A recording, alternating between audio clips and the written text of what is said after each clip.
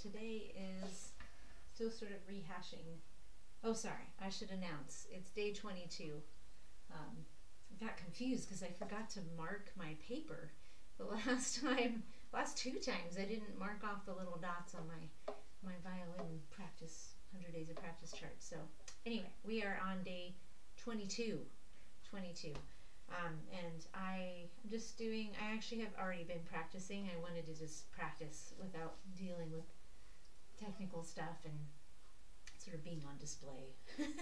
I just wanted to practice and rehash everything for tomorrow's rehearsal for orchestra.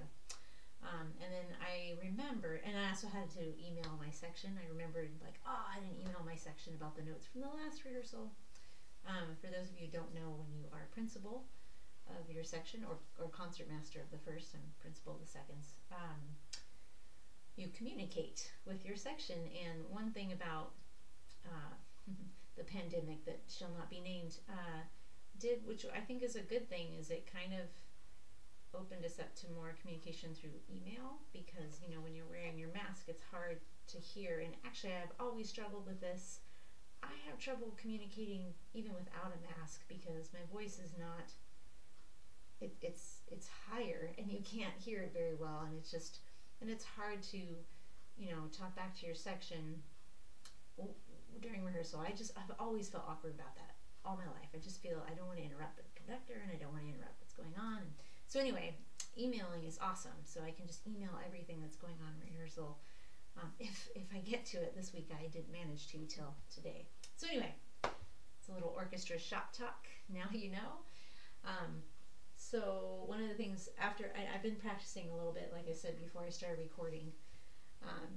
But I remembered something. Oh, there's a spot where our section, it's only us. I haven't checked the score, but I'm pretty sure it's only us.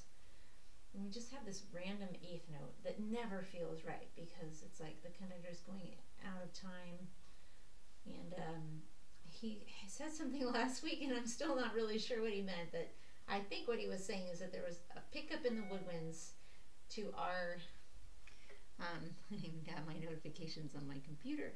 A pickup in the woodwinds to that random eighth note. So I have queued it up on my listening device, and I'm just going to listen to it right now and see if I can figure out where that eighth note is. I went back a few quite a few bars. If you're following along, if you're actually, yes, I think some of my fellow orchestra mates might be watching these too. This is the Schumann, the Spring Symphony, and it's in the Lebhaft, the Scherzo movement.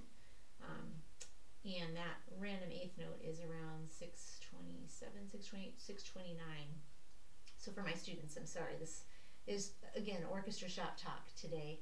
But this is practicing, listening and seeing how your part fits in with the rest of the orchestra, and understanding when you're coming in.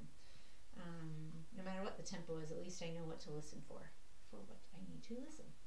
Okay, I'm going to play.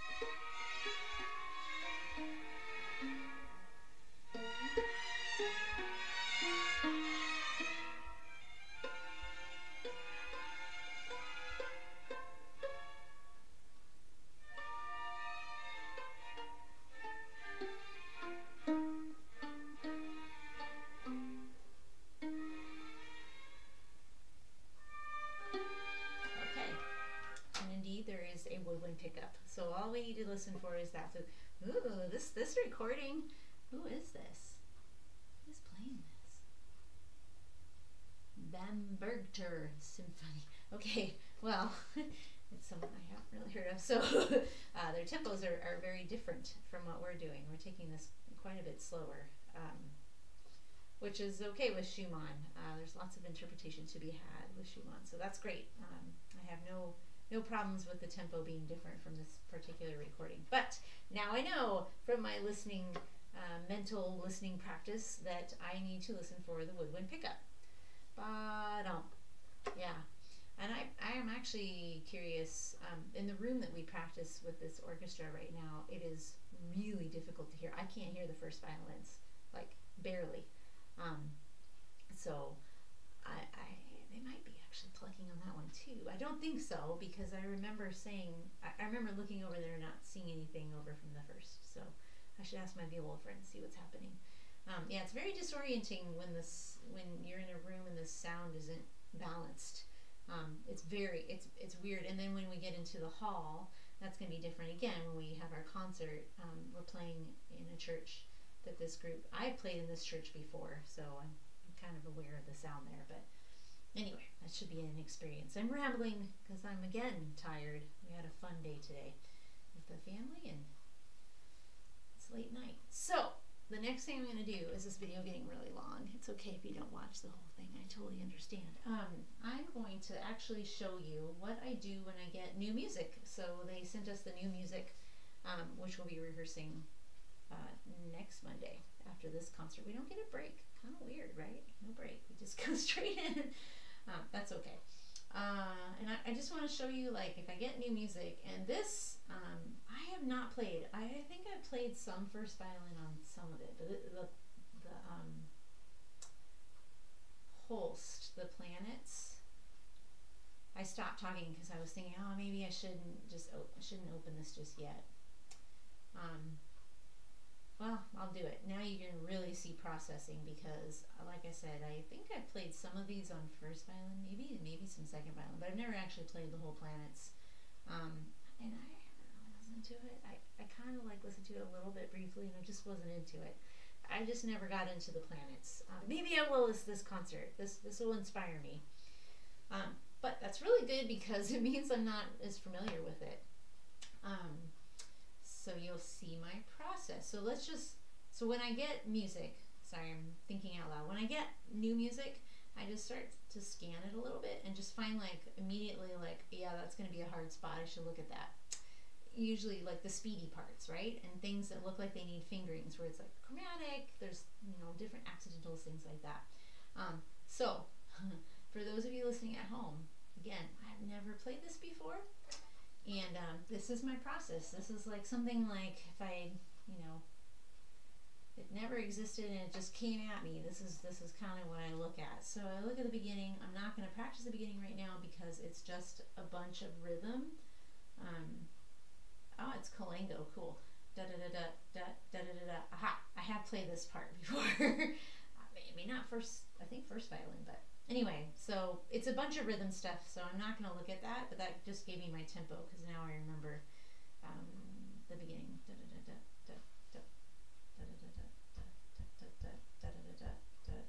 So there's the tempo.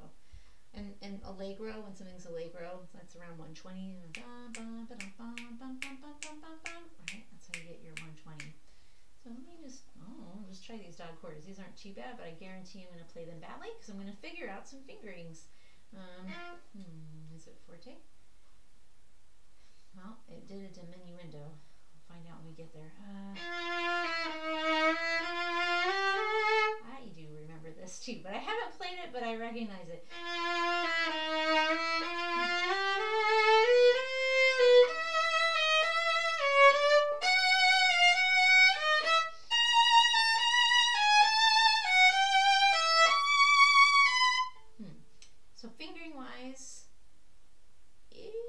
I don't know dynamic wise, so I guess I'll have to listen to it.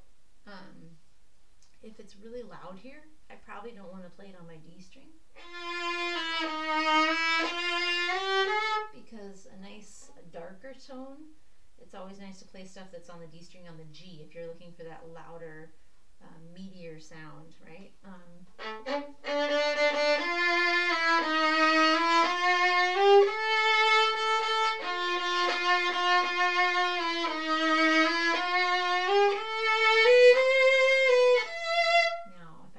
Position that works great until the E.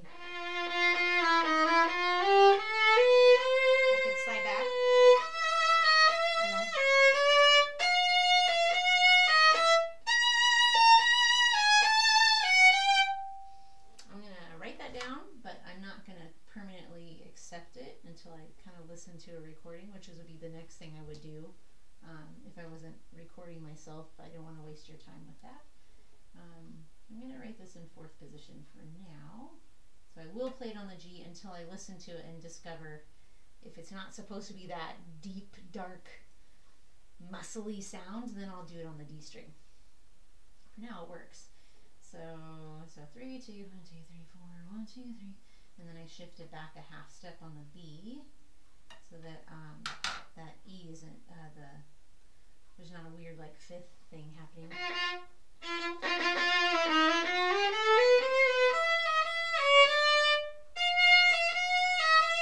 Oh, I could stay. Ooh, fancy. Okay, so I go to 2nd position on the C sharp. Alright, so I'm in 3rd here. I go to 2nd, and I just stay in 2nd. Right? Oh, uh-oh. That was too low. That's right.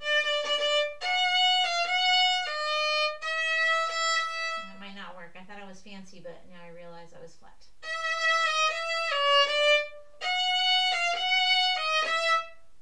And then if the 3 is down, then the 2 is right behind it.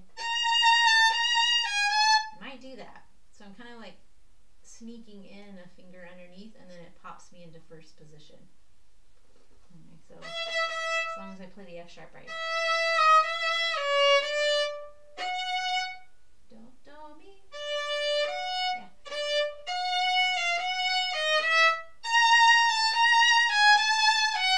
I like that. Ooh, I like that. I'll probably do that. I probably won't change my mind. That's not a dynamic thing. That's just a nice way to get around the violin.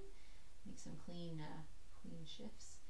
Okay, so I'm doing 4, 3, 4, 2, and then I just sneak that 2 right underneath that 3rd finger. That's nice. It's a tritone. Well, that works.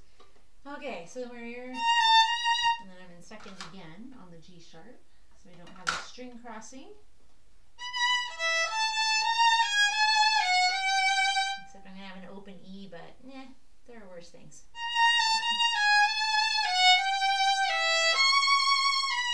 And I am a big fan of thinking inharmonically. So what I mean by that,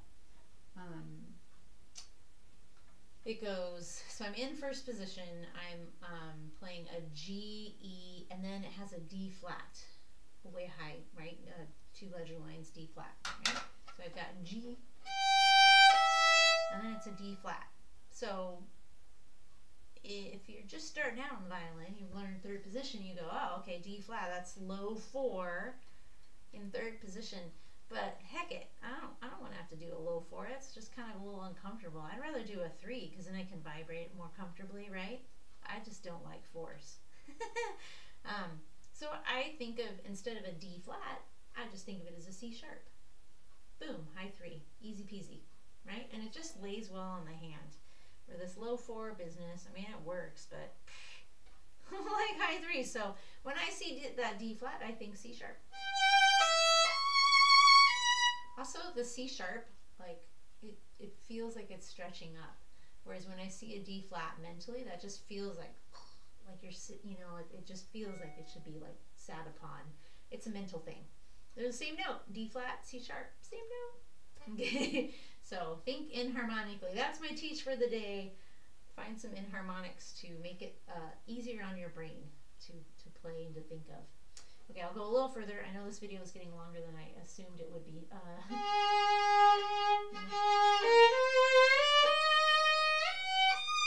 That doesn't work at all. I would do this in 4th.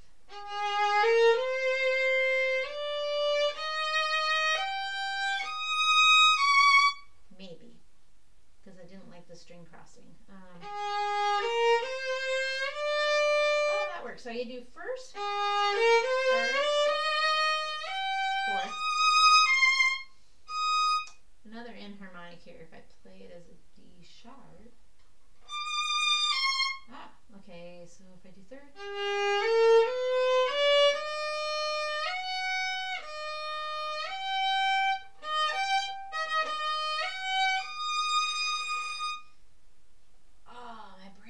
this hurts. D flat. So, okay.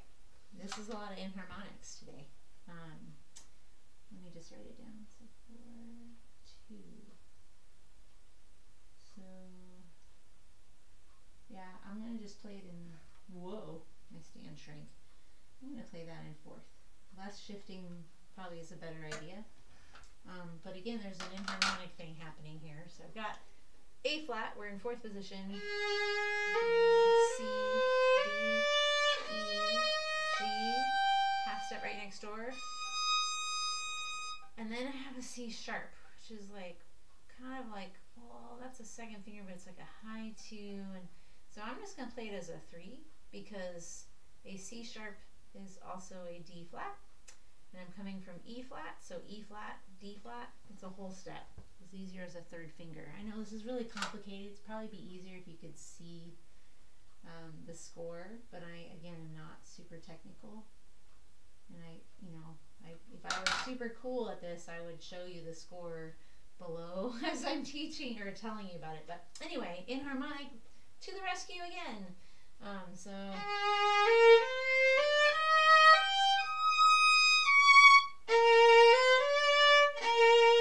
D natural, yeah. Yeah, C natural.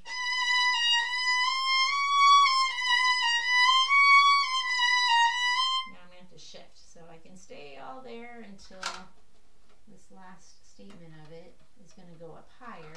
So I'll go up. Oh, that's not enough.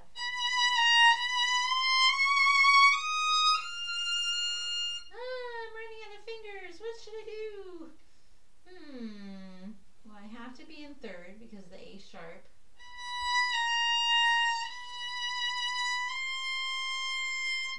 It's a chromatic. They're all half steps. I guess I'm going to shift twice.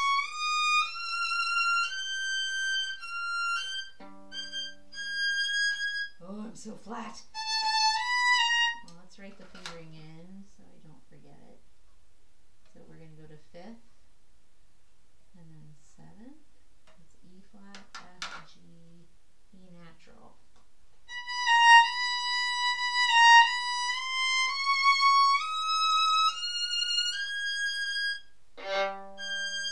Sharp.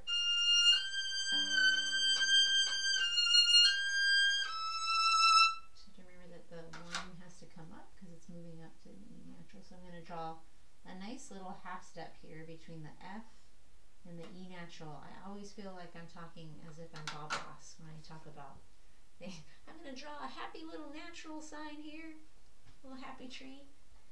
All my young students are baffled by what I'm speaking of, but I know my students that are of my generation will know of Bob Ross.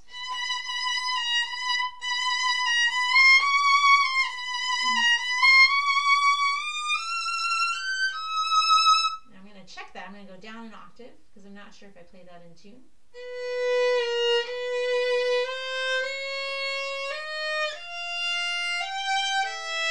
I think that was right.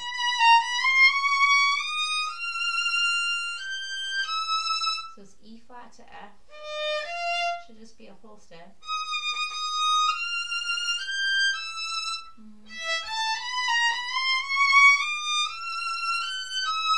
Back to 1st. Okay. And then I'm going to jump really quick to these 6 tuplets down here. This probably should be an up bow, I guess.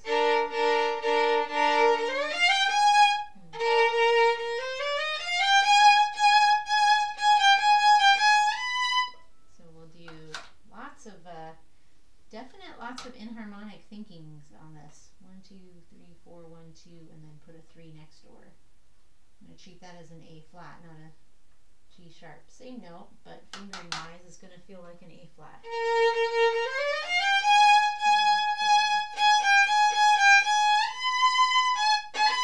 And I need a shift somewhere.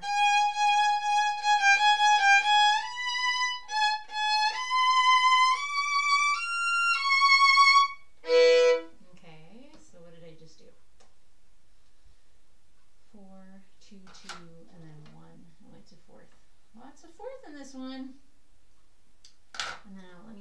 match those sextiles.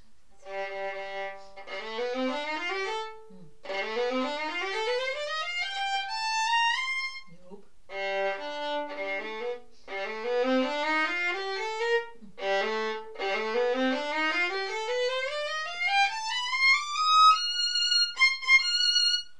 So when you're fingering stuff, you look at the highest arrival point and kind of work backwards from there. So my highest note on this is going to be an A.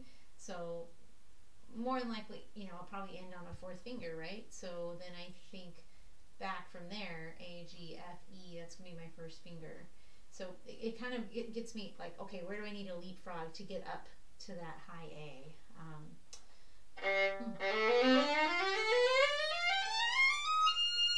So sometimes it's like you go with what your gut does, and then you kind of tweak it. So I am going to go ahead and shift. I forgot what I just did. Oh yeah. Okay, so I'm going up on the A string first, and then I'm going to go up on the E string to 5th position.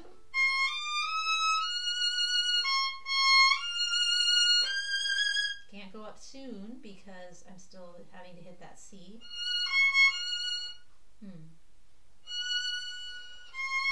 I'm going to have to.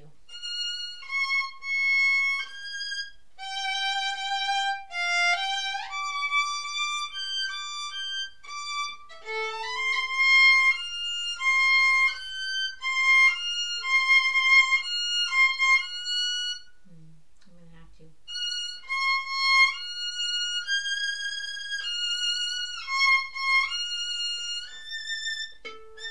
That's a major 3rd. So I guess what I did works. So we'll do a 3 on the F, and then we'll go right back home to 5th position for the C. And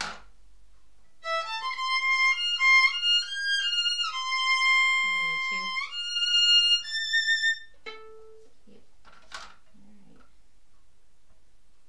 Okay, so that's just a tiny smidgen. I got a lot of work to do, but it's like you just go for the parts that stick out to you, and then probably tomorrow sometime if I have some free time, I'll put it on in the background. I'll just play it and listen to it on the listening device. My son will enjoy it. Actually, I think he'll like this. He'll like the planets, I bet. And then then you can kind of tweak the fingerings that you've already worked. Based on like, oh, that sounds faster than I thought it was, or that's a lot louder, I want to play it up on the G string, right? Or it's going to be way too fast, I can't shift up to the G, I'll just stay on the D, stuff like that. And then so the next, like this week, that's what it's going to be. It'll be like, usually I'll try to get through like each piece or a movement. It kind of just depends on one night. I just get through, I just like finger it and as best I can, and then I hit the practice button, right? Then I really start working it, and then things will probably change, right? As I play it more, I'll be like, oh, it's not working as well as it did when it was slower, so then I have to tweak it. Okay? I know I said this is going to be a short video. Here I am, just babbling on. All right. Well, I hope you're having good practice, and I will see you tomorrow. Keep it up.